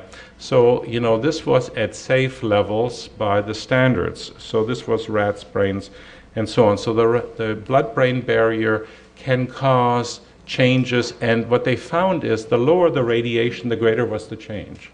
That was what really worried them. It isn't always a dose-dependent response. You can do it at low levels. It changes the hippocampus, which is where the memory is, and more people that I'm seeing have memory problems. It changes calcium ions leaving the brain so that cells don't work quite as well. And this happened at very low levels, and that's why I'm bringing these things up. This is a very interesting study. This is by Mark de Havis in Canada. They studied heart rate variability, how much your heart goes. And here's a normal person who isn't sensitive to EMFs. They put on one of these decked cell phones, you know, cordless phones rather, over here, and there was no change in their heart rate. Now here's a subject who is electrically sensitive. Here's their heart rate. Then they turn on the decked phone without the person knowing it. Suddenly their heart rate doubles. Then they turn off the cordless phone, and they go back to normal. Then they turn it on again, and the heart rate doubles. So we're starting to get evidence that the people who are sensitive, you know, aren't making this up. They're not malingerers. They're not psychoneurotic. These people are hypersensitive. This is another interesting study. This is in France. In France, like every other country in Europe, there's cell phone coverage anywhere. Only in this little place down there it's called an electromagnetic field refugee zone. And they're studying people who go into the forests, you know, to try to recover and heal. And here is an electrically sensitive person being studied by French University Center for Function of the Cerebral the brain, essentially, and translated. And these numbers are the degree of perfusion or blood flow to the brain. And you can see this one was when this very electrically sensitive person lived in the city. This was November last year, and 3 months later, the person was sent into this zone where there were no electromagnetic fields. This was 3 months later. All the blood flow to all the sections of the brain went up. And this is the first real evidence to show this electrical field affects the brain blood flow. And this was February of this year. So we're starting to get this kind of data now. If you want to go to a place where there are no electromagnetic fields, go where the radio telescopes are. The radio telescopes need to have a quiet environment because they monitor the universe. And there's like in I think in West Bank, Virginia, there's a huge radio telescope. That's where all the electrically sensitive people are moving to because they can have an electrosmog-free vacation there. This is the latest study came out of Saudi Arabia, just published last month. It showed cell phone radiation for 60 minutes a day for 3 months significantly decreased serum testosterone. So men, what's going to be happening is you're going to be turning your testosterone to either estrogen or just decreasing it, and then perhaps, women also have testosterone, but it's not the primary hormone there. The important thing about all of this is your body will try to repair the DNA breaks all the time, and it does that. And it's important, yes, not to despair, but to take thoughtful action, but to do prudent avoidance. The less you use this stuff, the less problem you'll probably have, and your body can recover. But you have to give it time. You don't want to hear all this evidence and say, now we're doomed, but you want to say, now we want to do something about it. Use less of it. Don't use cordless phones that transmit all the times in your house, those convenient. Don't use your cell phone more than you have to. Preferably use a cord and preferably hold it away from you. Use it in speakerphone mode. It's not a problem so much when you're text messaging because you're not putting it right next to your brain. If you actually read about your cell phone, the manual says you shouldn't put it more than half an inch closer to the head. Half an inch, because the radiation doubles when you put it right against the head. It couples better into your brain. So, it says it right in the manual because nobody reads those manuals, okay? So it affects fertility, and in France they're starting to protest against all the microwave radiation and so forth. So I'm going to skip over, the sleep studies and the effects. The thing that I want you to look at here, this is the new terahertz body scanners coming out. And, when you say we don't know what the mechanism is, these devices work at 1,000 times higher than the microwaves, and they're being planned to be rolled out in your airports. Now, these work at 1 trillion cycles a second, and at Los Alamos Labs, Alexandrov and his team have found that they created microbubbles. They created forces generated tiny resonant effects, allowing these terahertz waves to unzip double-stranded DNA, creating bubbles in the double strand that significantly interfere with processes such as gene expression and DNA replication. And you're going to be going through those regularly when you fly. This is a jaw-dropping conclusion, but again, these things meet exposure criteria when you just look at the thermal effects, okay? So we have mechanisms that explain this now on the DNA. We have mechanisms to show that the gene expressions changes. In other words, genes get turned on and off, and they get turned on and off by electromagnetic radiation. The pores inside the cell don't allow minerals to go in and out, so the cells don't work quite as well. And it affects DNA replication when the cells divide. It can be affected by this radiation, not just ionizing, but microwaves as well. And you have about 5 million crystals in every gram of brain tissue that's magnetite. Those are small iron oxide crystals in your brain, and 100 million of those crystals right in the covering of your brain called the dura mater. And these directly respond to microwave radiation. We are magnetic creatures, and we're going to be affected by this. And these act as antennas 1 million times more to external magnetic fields. That's why we orient to the Earth's magnetic field. And here's an example of a 5-year-old radiation going through a child. This is how deep it goes, and here's how deep cell phone radiation goes into an adult. It's quite different, as you can see. So children are more at risk, and we know that now. Electrosensitive people often go to a website. Michael Bevington has written about these attitudes for the non-thermal fields, 173 references, why there are very, very good scientific reasons for this. There's also power line disturbances. I would suggest you get this book by Samuel Milham. It's called Dirty Electricity. PG&E is delivering you 60 cycles, but on top of that, we have a lot of other noise. The noise comes from your switching power supplies, your fax machine, your computer power supplies, and it creates transients on top of the line. It looks like hash, like noise. You can filter that out, and a lot of people are electrically sensitive. When they filter the wires in your housing, then they don't act as antenna disturbing you. And this is a low to high kilohertz noise. This is thousands of cycles, not millions of cycles. And that causes increase in blood sugar in people. And we have some This is what is caused by the computers, the plasma, the dimmer switches in your house, and so forth. And here's an example of somebody who lives in dirty electricity. The higher the dirty electricity, the higher people's blood sugar goes.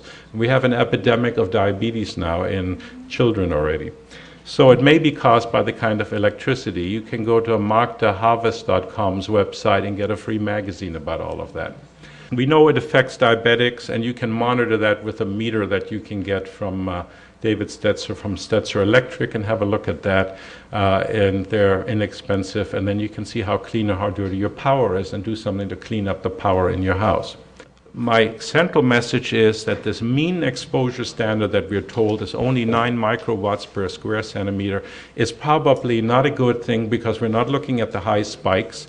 I believe the government mandated FCC standards that they always quote are, this meets their standard. I think those standards are out of date, probably 10 to 100 times too high, and should be reevaluated. That the people who are electrically sensitive are going to be the guinea pigs, and they're going to be the most affected by it. They're the canary in the coal mines. The pulse transmissions have biological consequences. I hope I've showed you that. And it's going to affect the children and the aged the most. So could we ask our multinational corporation to be a good neighbor and respect our health? You know? Could we ask that to at least do some prior scientific studies rather than hiding behind an FCC standard that may be too high based on the latest scientific research? You know, what are the citizens' rights in California? Why are we not like in the Netherlands and are allowed to say, I want this voluntary? And do we want to be part of this microwave experiment? And I would say let's adopt a precautionary approach, require health studies before we go any further with these. And if you have them already, sleep and live as far away from the smart meters. Turn off your Wi-Fi if you have it, to at least when you sleep, so you protect yourself and your neighbors.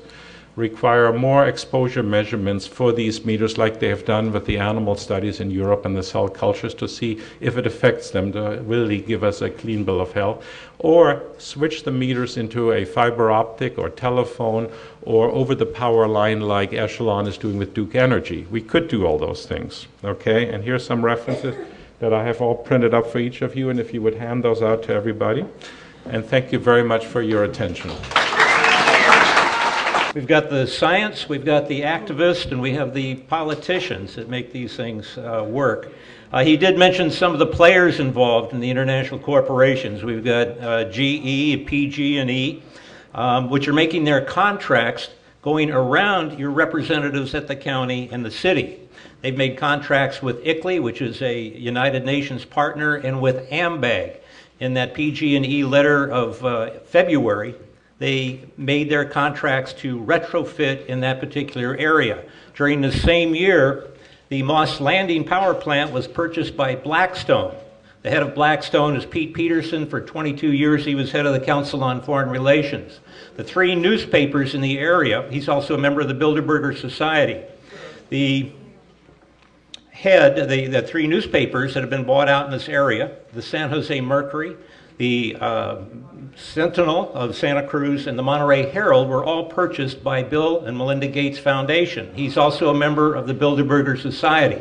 So we have these globalists literally looting and controlling our little regions and areas. I'm going to introduce Dennis Norton. He's been a councilman for a decade in the city of Capitola. He's presently vice mayor. And these are no easy jobs. We all have criticism of politicians, but they are very seldom on their own. They're tied down by city managers, city attorneys, the California League of Cities, and AMBAG, which is a regional arrangement that you need to know more about. But let me introduce Dennis Norton, and welcome. How do we stop the smart meters? That's the question in this room right now. And so there are ways to stop this. And the health and safety of our community is the responsibility of local government. And I do believe in the system. And we have a perfect example of that with the light brown apple moth. Taking action on that, made the state step back and take a look. And now in that time, the scientific community has found alternatives to it, and we've taken it away. Is there alternatives to the smart meter? We think there is.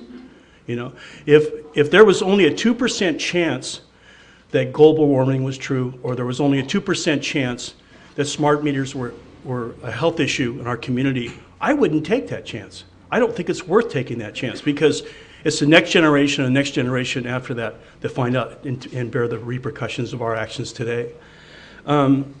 So where are we at in local politics? All the cities and the county of Santa Cruz have taken action. Yesterday, fortunately, it made the front page in the Sentinel, and they declared a moratorium on smart meters till the end of the year. Now, in many ways, that's really a symbolic gesture.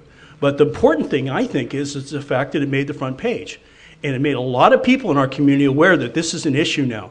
And if they haven't installed on smart meters on their property, they themselves are going to start to question this. So both the cities of Scotts Valley and Capitola are moving towards also going into the smart meter moratorium program.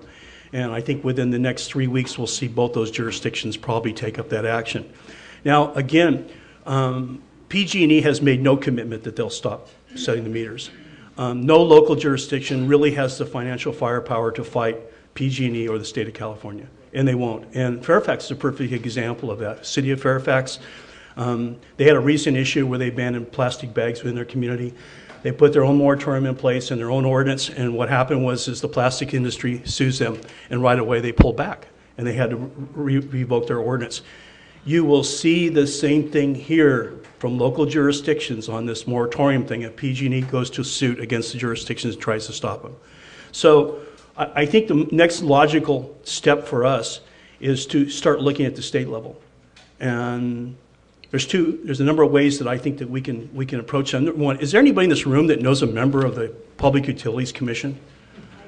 Well, we have a couple people that do. That's good. And if you look at the role of them, they really represent public utilities within the state of California, not the general public. And there are a few scientists on this, but most of them are members of and tied to utilities in California. So there's an economic interest that they support there. And this is not really just a California issue. This is a nationwide issue. Fortunately, California, or the West Coast anyway, is starting to stand up to this issue, at least in Northern California, and make them look at. So what we're doing here in this room, and if it spreads through local government and to the state, will have its repercussions all the way across this country, and I think it is time to start that question. There's a number of things that I think that we can do locally to move this to the state level. And number one is educate members of the PUC. I mean, we have some really intelligent people with doctor's degrees and engineers that have the ability to reach out to these people, make them start questioning their decisions. We need a countywide moratorium. That's a good step, but again, that's symbolic. And so anybody that is in the local political arena, if you're not, become active, because now is the time to get all the jurisdictions on board with this. I think the flyers at the meters is a bigger thing than we realize, because if you make up in your neighborhood enough for all your neighbors, and you go talk to them and saying, hey, I'm affected by what you're doing next door as well. It's what's happening to me. So if you start to see meters being set in your neighborhood, make up flyers, reproduce live flyers, and put them on there. They'll honor those. PG&E will honor them. If they see them there, the meter installers are actually told not to install them on those houses. So make them question at that level too. And the biggest thing I think at this point is to contact your state representatives.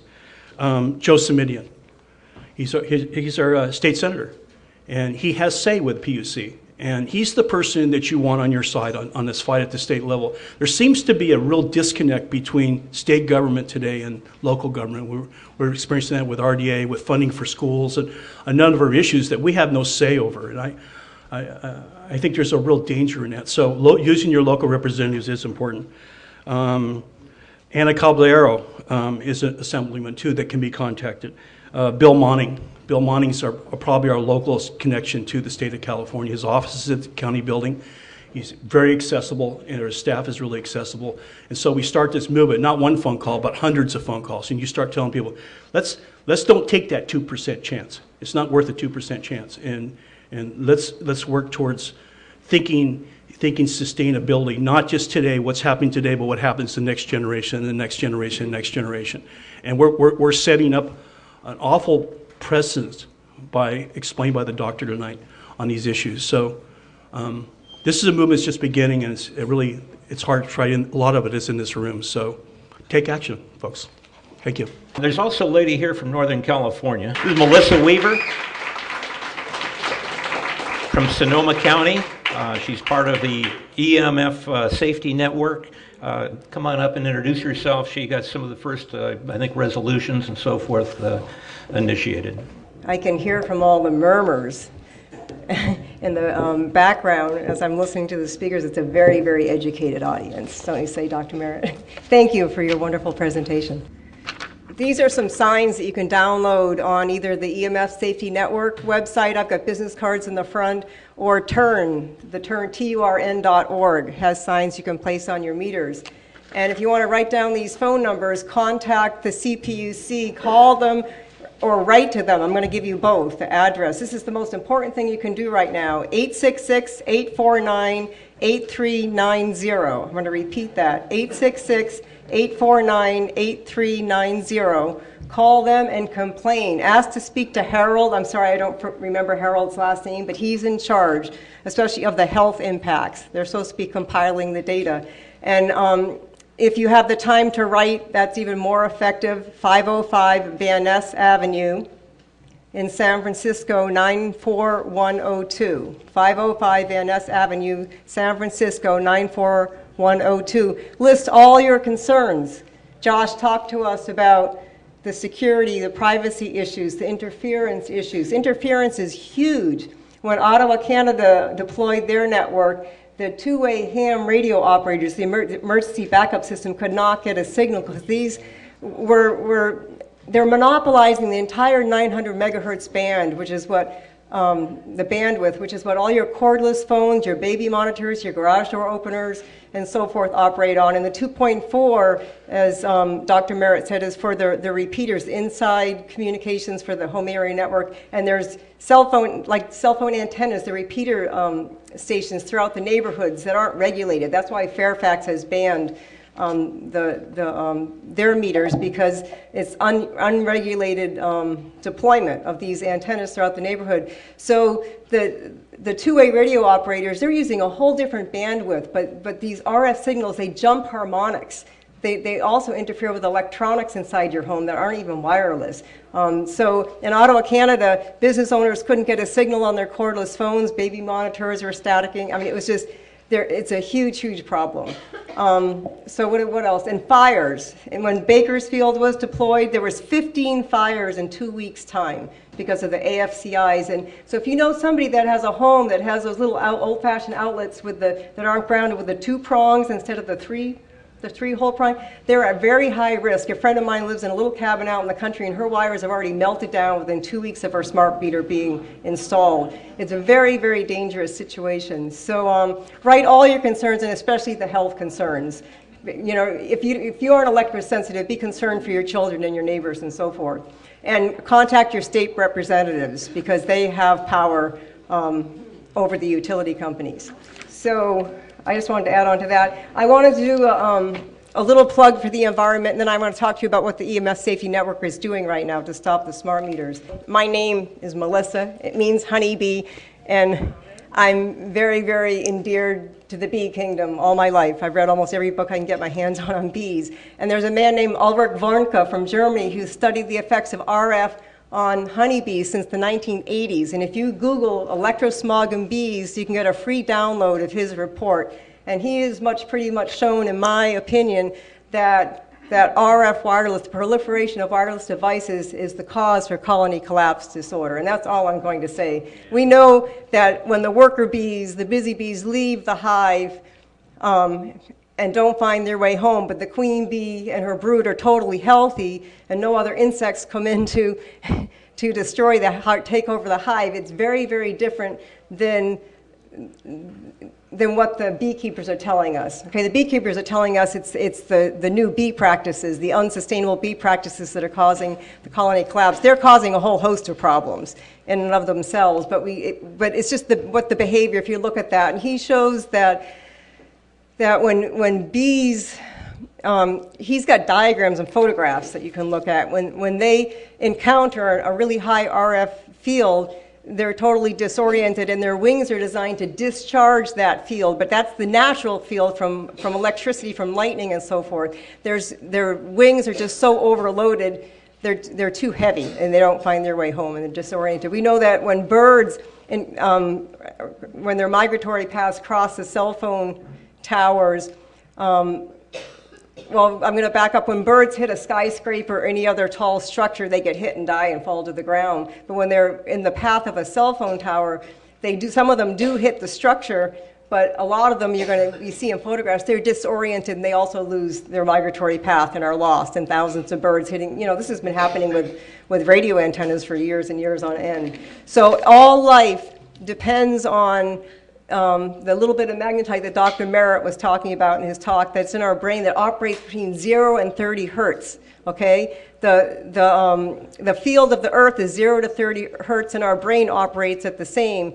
And all living beings are designed to orient and navigate on that frequency. And so Dr. Sam Milheim has shown that even at 60 hertz, we create dirty electricity and interference with our systems. And so 900 megahertz is millions of times higher than that frequency, and 2.4 gigahertz of cell phones is billions of times higher. And now we've got these smart meters that are operating at Southern California Edison is telling us that their peak pulses are over 200,000 times, or 200,000 microwatts per centimeter square, which is hundreds of thousands of times higher than the FCC standards, which are thousands of times higher than what the European Union is, or what the Bioinitiative report recommends at 0.01 microwatts per centimeter square. Cindy Sage, who was a co-editor of the Bioinitiative report, compares smart meters to nail guns, just these huge, huge spikes that are piercing through people's brains. And already we get calls at the EMF safety networks. I get probably 10 calls or emails a day about people that have never been electrosensitive. They don't even know what the word means, but they're being severely affected by these smart meters, getting short bursts of headaches, not like a migraine, but just short bursts, and insomnia and heart palpitations and so forth. So at my house, I don't have any more snails. Okay? Snails, I've lived in Sonoma County for over 30 years, and when we water our gardens in the summertime, snails, they reproduce. And for the past 2 years, since all my neighbors have Wi-Fi, I don't have Wi-Fi, but my neighbors do, there's no snails in my garden. That's one positive benefit. I haven't seen ants in 2 or 3 years either at my home. I don't know if any of you are seeing the same, but it's just something that I'm starting to question, not just the birds and the bees. We know that dairy cows, when a cell phone tower is placed in the vicinity of dairy cows, there's deformities and the milk production is decreased or almost till nil. And when they move the cows, the milk production within 24 hours comes back. E-waste is a huge, huge concern, and I'm not going to speak too much on that because we have very limited time. But you can look at, National Geographic has had 4 pictorials about e-waste. And it's just this horrendous, horrendous problem with billions and billions of tons of e-waste that's going, 85% of it goes into our landfills, which leaches into our watersheds, plastics and heavy metals, which is wreaking havoc on water life, and eventually goes into all the food chains. The 15% of the e-waste that's supposed to be recycled, well, we live in a pretty progressive area. You can pretty much trust that that our e-waste is being recycled if you're in this area. But in the rest of the world, that e-waste is being smuggled to third world countries where the elderly and children are burning. This is a National Geographic. You can see these graphic pictures. They're burning these components over open fires. And when it's raining, they're in a close concrete warehouse without any ventilation. The people look like death warmed over, and they're selling the heavy metals back to the smugglers for pennies. All wireless devices need a certain metal in order to operate, and the metal is called tantalum, and tantalum is extracted from coltan, and 80% of the world's supply of coltan is in the Congo. And all these genocides we've been hearing about for years on end that keep perpetuating themselves, they've all been instigated in the name of the wireless industry. Governments and industry have colluded together, and they go in and create these internal revolutions among peaceful peoples, or once peaceful peoples, and turn them into warring communities. And what they do is displace the peoples and set up mining operations. And you can go and see for yourself. It's a really, really horrible situation. Millions and millions of people have been killed, and millions more have been displaced. The lowland gorilla is almost extinct right now because of this. And we know now that Afghanistan has the next supply. They've discovered that of all these precious metals. There's more than just coltan and tantalum. There's wolframite and all these rare precious metals that you cannot operate a wireless device without tantalum or coltan. Coltan in the 1990s was worth more than, it was over $200 per pound, worth more than gold per pound. It is the #1 sought after metal in the world right now. So, and we know that Africa has been taken over by our U.S. military. You can Google AFRICOM and learn more about that. The EMF Safety Network last spring petitioned the CPUC. And this is the petition, and we're asking for the modification of their decision to deploy the smart meters, basically is what it is. And that petition has gone through. It's pretty much, similar to a lawsuit. And the CPUC advisors actually asked to meet with us last week about, they want to learn about the health risks. So Cindy Sage and 4 other members of the EMF Safety Network met with about 15 heads of departments of the CPUC and advisors to the commissioners. And it was a very informative, really short 1-hour, impactful meeting. And these advisors asked very, very intelligent questions, and they pretty much get, well, it was a short course on RF, and they pretty much understand the issue, and they're going to do a lot of research right now. The problem is these are the advisors. They're not the commissioners themselves. They're not the decision makers. But we requested that they proceed with our hearing. We want to have a hearing and do something to stop it. And the more they hear from you, the faster this will get stopped. One last thing that I want to talk about is my own personal experience with Mr. Peter Darby, the CEO of PG&E. About 3 weeks ago, Josh, back there, presented Mr. Darby with a dumb meter. Did everybody see that on the news? Okay.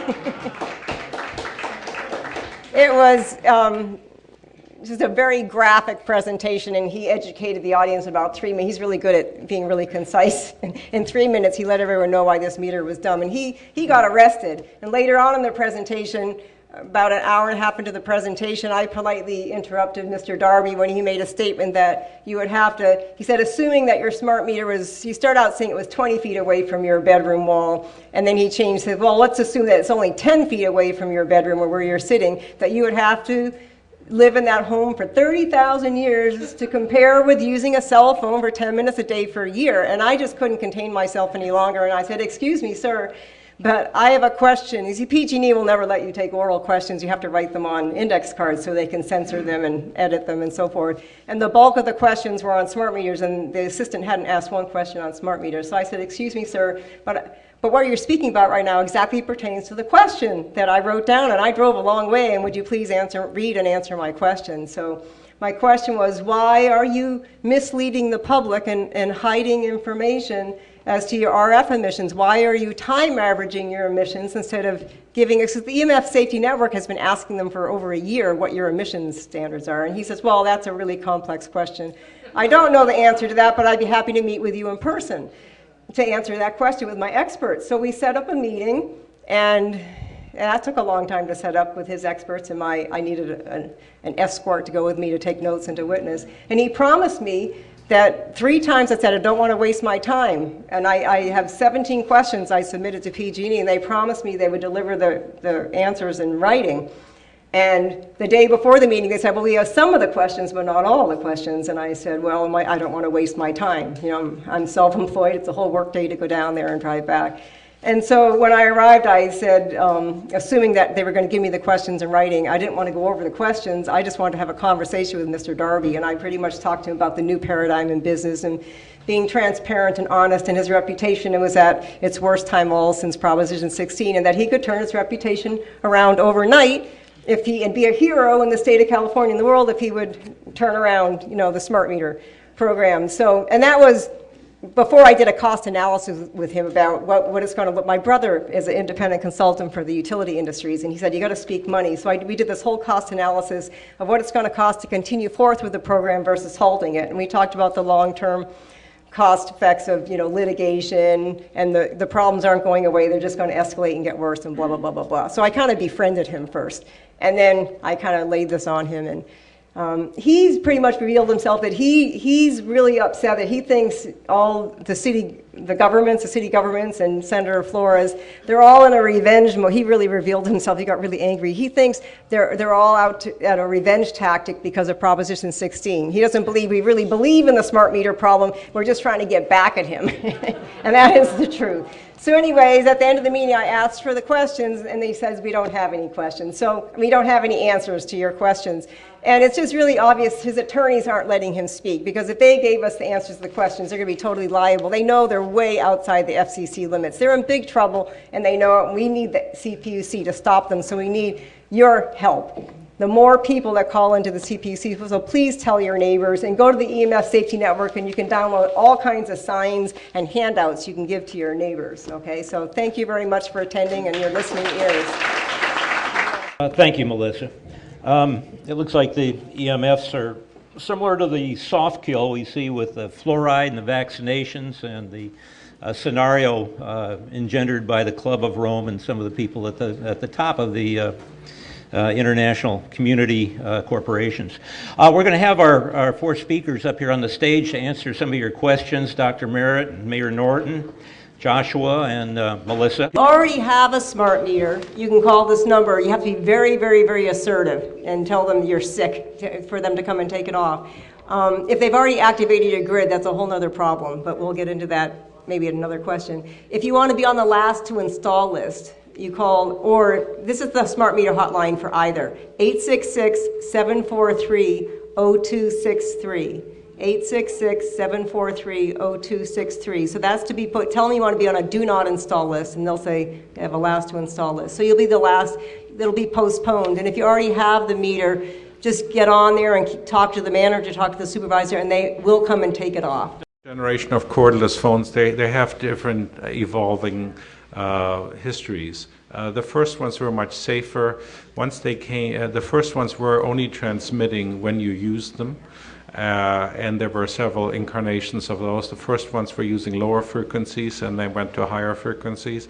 The new decked phones are on all the time. It's like having a cell tower in your house, and most people don't realize that. And so certainly a radio frequency meter, immediately you can hear it, and these are pulsating at frequencies that affect the human brain. So, you know, the cordless phones may not be transmitting as far and are as powerful as your cell phone, but they do have a major effect. So I stopped using the cordless phone next to my head for a long time, and then I used it in speaker mode because in the house I wasn't disturbing anybody.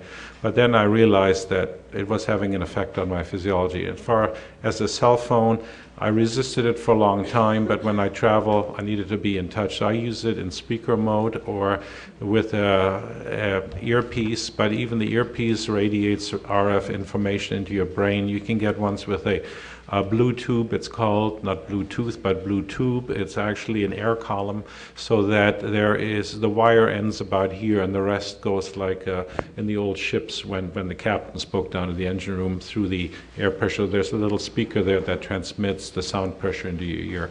Those are probably the safest if you have to use them, or in speaker mode. That's how I use it. I use it for as little a time, and usually when I want to just need somebody in an emergency. So it's it's about exposure control, really, in this case.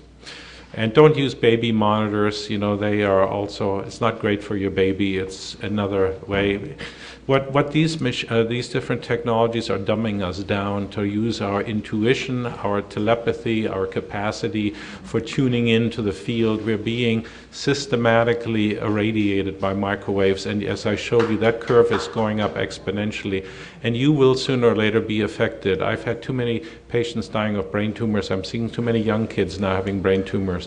You know, it's not something, I just had another patient die yesterday of breast cancer. You know, there's different absorption. The specific absorption rate standard that is being used, which is what San Francisco is now trying to at least let you be informed what the SAR limit of your phone is. It should be no more than 1.6 watts per kilogram.